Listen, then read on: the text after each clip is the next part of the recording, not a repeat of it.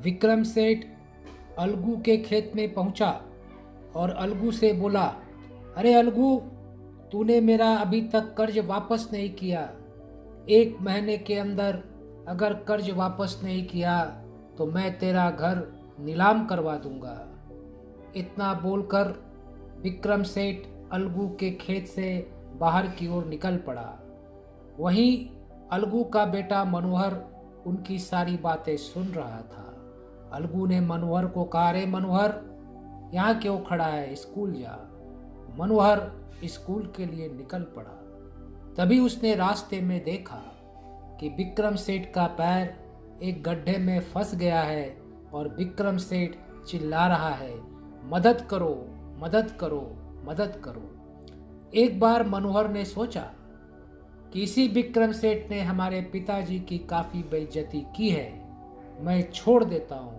लेकिन तभी उसे अपने शिक्षक की बात याद आई कि मुसीबत में पड़े लोगों की मदद करनी चाहिए, साहस का परिचय देना चाहिए। और मनोहर ने साहस का परिचय दिया और पूरी ताकत लगाकर विक्रम सेठ की पैर निकालने में मदद की। विक्रम सेठ काफ़ी प्रसन्न हुआ और मनोहर से पूछा, तुम किसके बेटे हो? मनोहर ने कहा, मैं अलगू का बेटा हूँ। विक्रम सेठ ने कहा, मैं तुम्हारे पिताजी से मिलना चाहता हूँ। विक्रम सेठ और मनोहर दोनों अलगू के खेत में वापस पहुँचे और विक्रम सेठ ने अलगू से कहा, तुम्हारे बेटे ने मेरी मदद की है, मेरी जान बचाई है, मैं तुम्हारा कर्ज माफ़ करता हूँ। अलगू ने कहा, नहीं सेठ जी, मैं धीरे धीरे करके आपका कर्ज वापस कर दूंगा। लेकिन विक्रम सेठ ने कहा, नहीं, मैं तुम्हारा कर्ज माफ़ करता हूँ और इतना ही नहीं, आज से तुम्हारे बेटे की पढ़ाई की जिम्मेवारी मेरी हुई, मैं इसका सारा खर्च उठाऊंगा। और उस दिन के बाद से मनोहर जी जान लगाकर ज़्यादा पढ़ाई करने लगा। विक्रम सेठ उसका खर्च उठाने लगे। वो शहर तक पढ़ने गया और काफ़ी आगे बढ़ा।